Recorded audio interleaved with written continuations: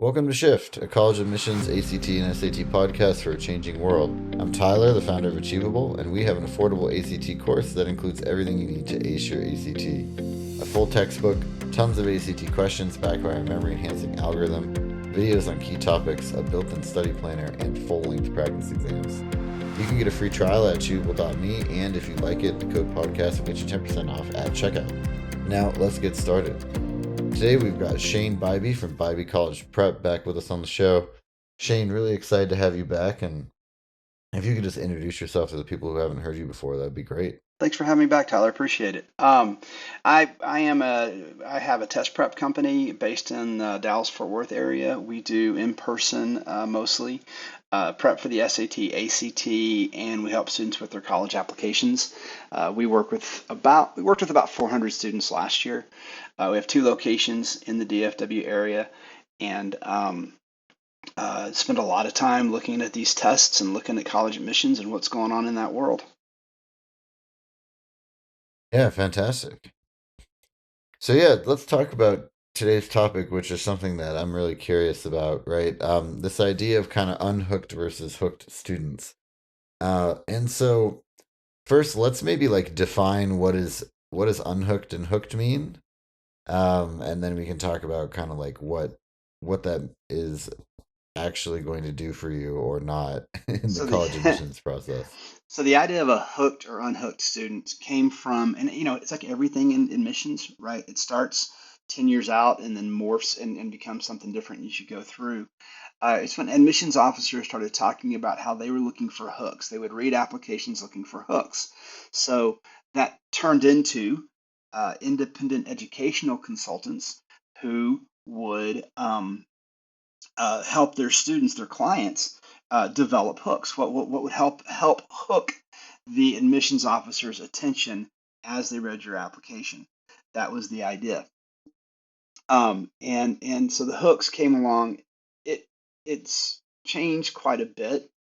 It used to be sometimes they talk about really in the essays, how do you hook? It's the same thing your middle school right English teacher taught you. You need a hook to get the reader's attention. Same thing here. When you have college admissions officers that are having to read, University of Texas had 60,000 applicants last year.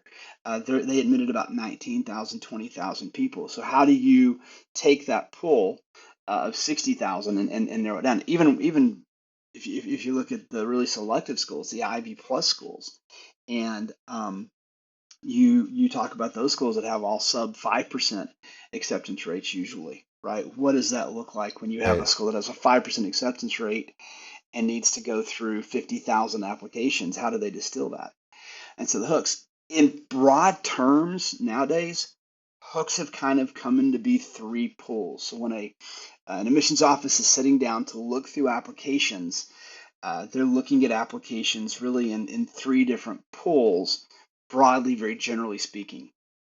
And so that first pool would be institutional needs. And this is your athletes. This is some legacy admissions students. I'm in the middle of reading a study from Harvard about the effect of legacy admissions on Hmm. freshman classes. But it's your athletes, because one of the things the study revealed, and I'm only a few pages into the study so far, but a legacy candidate is about 50% more likely to be admitted. Excuse me, that's not, it was 46% edge.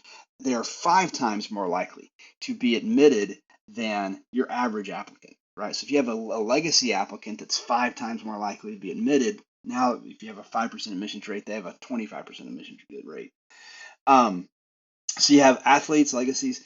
You have this developmental is something we found out from the Supreme Court case that Harvard has their Z list that they keep. That is the list of candidates that whose families are likely to make large donations to the university. Um, so there's that, and then you have institutional needs, the beyond just the athletes, the marching band, the orchestra, the theater, the newspaper. What are the institutional needs going to be that they have? And so when you're talking about a school that has an incoming freshman class of maybe 2,000 students, the institutional needs portion, that hook, is going to make up 25 to 30% of an incoming class. So that's that hook. So if you're an athlete, it's a huge advantage because the coach can ask the university to pre-read your application, and the coach will know exactly what you need to have, what score do you need, what GPA do you need in order to be able to be admitted.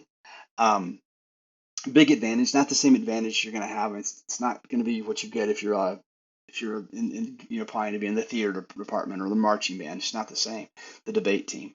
Right. So that's institutional needs, around 30% of the overall pool, 25 to 30%. Then you have the diversity initiatives that a university has, and large among that are traditionally underrepresented minorities, Black, Hispanic, and Native American populations. And Mhm. typically, from an applicant pool, traditionally speaking, the underrepresented minority applicants will make up somewhere between 25 and 30% of that applicant pool as well. So if you're Hispanic, you're Black, Native American, that's a hook.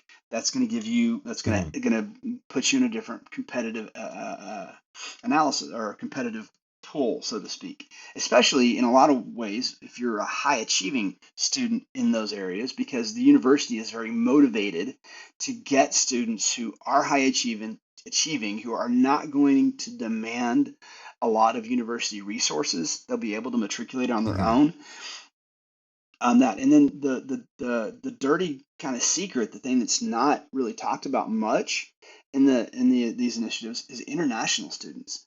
I am in the middle of looking at the class of 27 profiles, the class of 25, 26, and 27 profiles that around 20 or so top universities have put out over the last 3 years.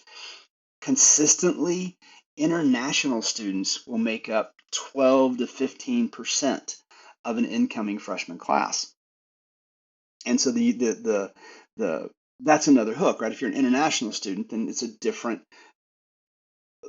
not It's application like it's process. like a different sort of, you're in like a different category Yes. that you're competing against different people with. Exactly. You're not competing against, the average suburban applicant from an affluent area. It's a different applicant pool. And I've got some data, some numbers on that I can share too. So we've got institutional Mhm. needs, 25 to 30%. We've got diversity initiatives, which are complicated now because of the Supreme Court decision.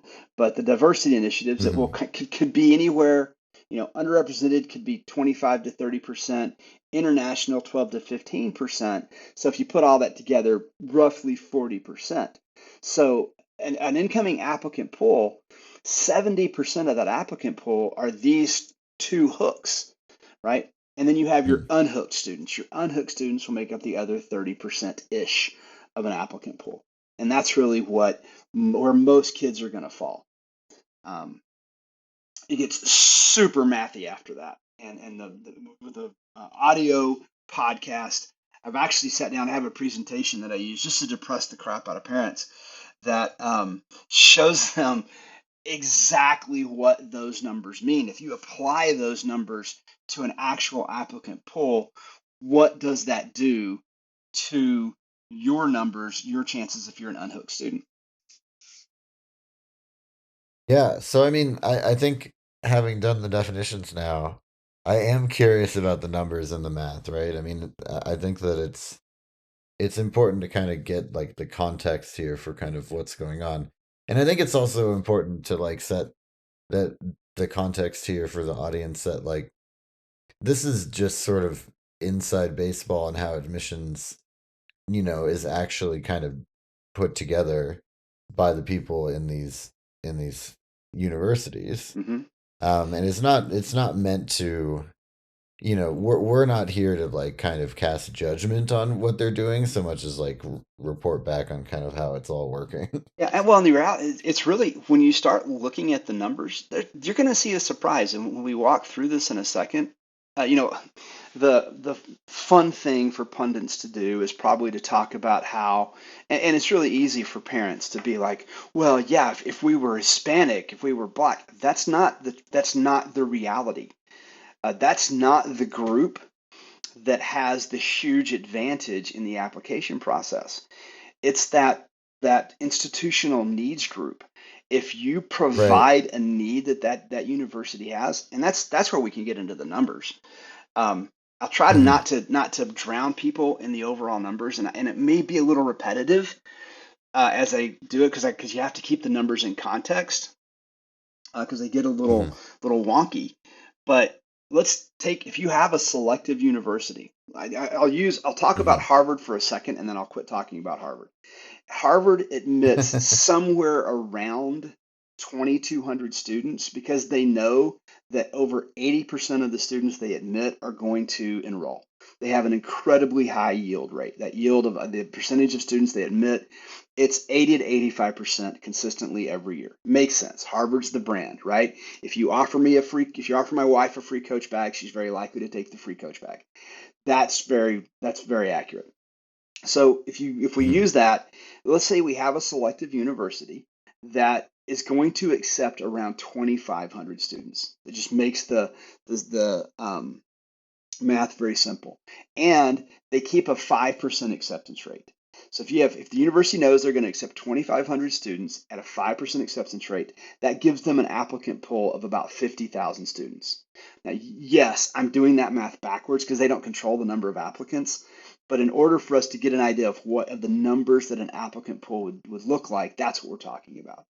Harvard sees around 50,000 students applications a year. Most of your Ivy schools are going to see 35 to 40,000 applications. So, um, Yeah. so that's what we're looking at. So if you have this applicant pool of 50,000 total applicants, and we know that 30% of a freshman class, 30% of the 2,500 students they accept are going to be um, um, that ALDC group, that institutional needs group, right? That's 750 of their 2,500 seats. So already Right. before they So ever that takes go, up a big chunk. it's a huge chunk, right? And like I said, athletes get pre-screened before that athlete has ever applied. When I work with that student athletes who are trying to get into a very selective school, the coaches told them, I need your SAT, or you need your SAT score to be here. You need your ACT score to be here. This is the floor. So you have to figure athletes are getting accepted at a much higher rate than the average Hmm. applicant is. If they were getting accepted at a 50% rate, right? Which is 10 times higher than the average acceptance rate at this university. Those applicants are getting accepted at a 50% rate. That's 1,500 of the 50,000 applicants total. So if we know it's 750 seats and they're accepted at a 50% rate, then there were 1,500 applicants for those 750 seats, right? That seems to be we don't have any hard data. We're just being hypothetical here, but that would be how many Hmm. applicants would be applying to the school every year, and out of an institutional needs kind of hook in what they have. So international students, international students will be about 12 to 15% of an enrolled class. And this is what's difficult to know because the colleges are really good about telling us how many students applied and how many students they accepted. And then later on, we get the information of how many students, what percentage of the students they accepted actually enrolled. When you actually start breaking down the demographic makeup of that accepted portion, there's not a lot of data on that. You can get data on the percentages that were applied, you can get data on the percentages that enrolled, but you don't typically get data on that accepted group. But we know that an applicant that if if 12%, if the low end of an incoming class is international students, that's 300 seats of that 2,500. Right. That's 300 seats. And if we know that it's 10 to 20% of an applicant pool, which is what it typically is, then that's about 70. If it's 15% of the applicant pool, then that is 7,500 applicants. So you have 7,500 applicants applying for 300 spots. That's a 4% acceptance rate, Right. right? So the international students. So international students are slightly less are admitted slightly less frequently than the average student. It's still that institutional Mhm. needs student that has a 10 times advantage on the application. What about underrepresented minorities? They're going to make up Mhm. about 30% of an applicant pool, and the university is going to try to kind of put them into about 30% of the seats. Typically, when you add up, looking at those class profiles, when you add up Black, Hispanic, and Native American, it's somewhere between 20 and 30%, kind of leaning higher toward the 30% group. So if the underrepresented minority group is 30% of an applicant pool, and they Mhm. get 30% of the seats, they're getting the same acceptance rate as the average student. Right. It's not that group. Now, if you don't fall into that group, and if you added up everything we've talked about so far, that's been 24,000. We've looked at 24,000 of the applicants. Roughly 24,000 of an applicant pool will have some kind of a hook. Um, Mhm. that means there's about 26,000 unhooked applicants left. Those Right. 26,000 And how unhooked, many spots do they have left? 450. They have 450 spots left. Oh, So okay, let's do the math. 40, 450, 20. Yeah, that's a 1.7% acceptance a rate. 1.7% acceptance rate. So if you're an unhooked applicant, then you are slightly more, let's make it positive. You have slightly more than 1/3 of the chance that the average applicant has, that the overall school application is. And then you're going to hear stuff. People are going to talk about early applications, early action, and early decision, and how you're more frequently how the acceptance rates are higher in the early action, early decisions. But what they don't talk about is they are higher, but most of those early action, early decisions are in that institutional needs group. Your athletes, your legacies, they are applying early action and early decision, and they are getting accepted out of that group. So Right. I haven't done the numbers on it, but I would make a bet right now that what we see as the admission rate disadvantage for an unhooked applicant is even bigger if you're looking at the early applications. Yeah, and I think this is all so like I mean this is I guess how you say bad news, Well, right? If you're sort of here's applying, it is. if you're applying and you're not a Harvard legacy person Yep. or whatever. But I guess what are sort of the things that people should take away from this, right? It's kind of yeah. Here's something fun that I did for in my presentation. Though, just before we get into that, it's kind of interesting to say, okay, we know you've got if you're not a Hook student applying to a school that has about a 5% acceptance rate, you got about a 2% chance of getting accepted. So I asked Chat GPT. I said, what are things that have about a 2% chance of happening? Here's what it gave me. You have about a 2% chance of drawing a specific card from a deck of cards. That's about what you're looking at. A 2% chance Hmm. of encountering a shark in the ocean. A 2% chance of finding a pearl in an oyster, and about a 2% chance of being left-handed. Um, so yeah, that was, the key to it. Now, the question is, what do you do? Because it is. I did this presentation for a PTA group about 2 weeks ago, and I could see on the faces. And I followed up with the PTA president later. I was like, all right, was that as depressing as I kind of felt like it was? And her comment was, it was a lot of freshman parents, and they were pretty overwhelmed. There's a lot of things that applicants should do. A few weeks ago, I was talking to a group, and one mom asked me about, in Texas, A&M and UT, those are the two flagship universities, and everybody wants to go to the School of Business at those two schools. And the mom said, "What's the magic thing they need to do?" And I explained that if I knew the magic thing they needed to do, my rates would be a lot higher because, and I wouldn't be talking about it. I'd be like, "Oh, well, come see me. We'll talk about it." And no one knows. No one knows what the magic thing is.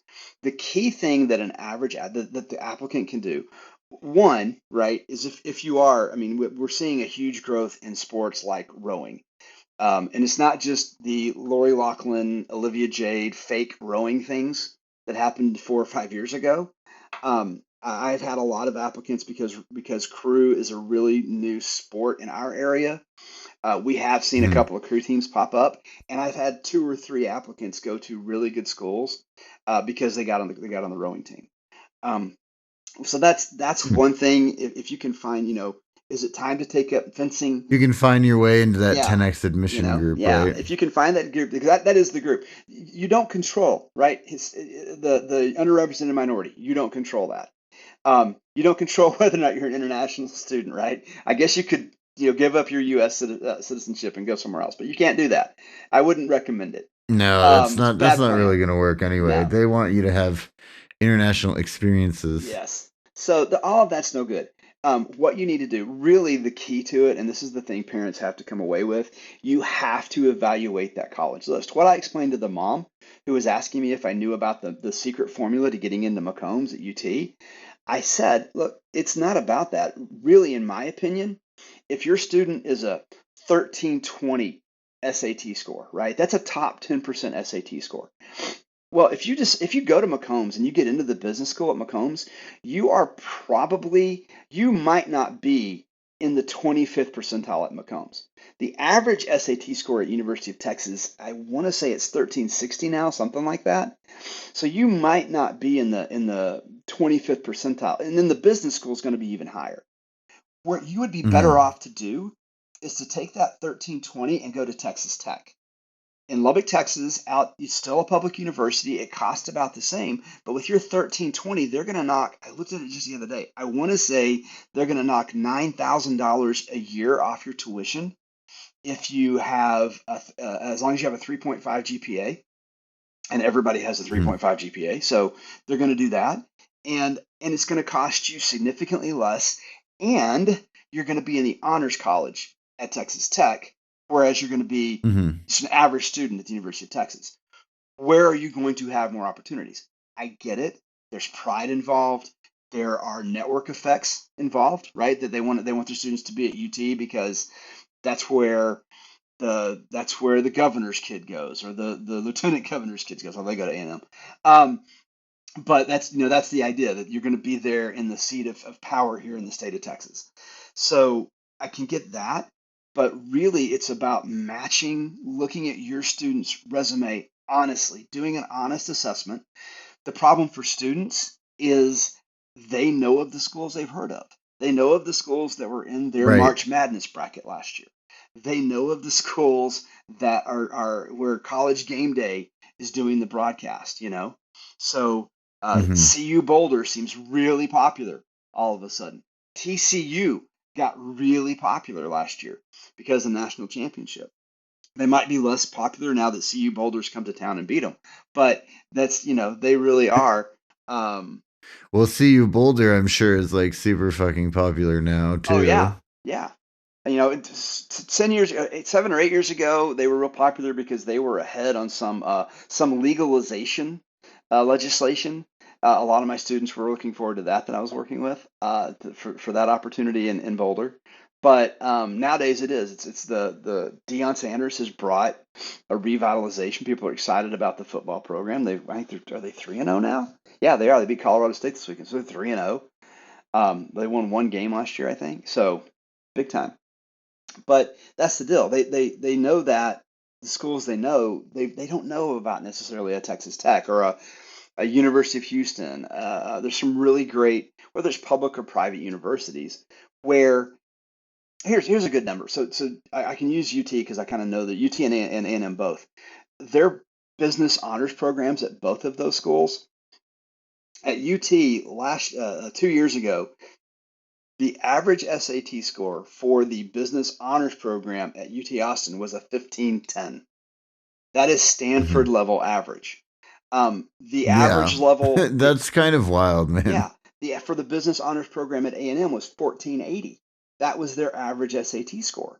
So, you're looking at, if you think about that, if the average for the business honors for the honors program is one or two orders of magnitude higher than the school average, then if you look at a Texas Tech where you have a 1160 and as the Hmm. average SAT score, but a student goes there with a 1320, they're going to be able to be in the honors college.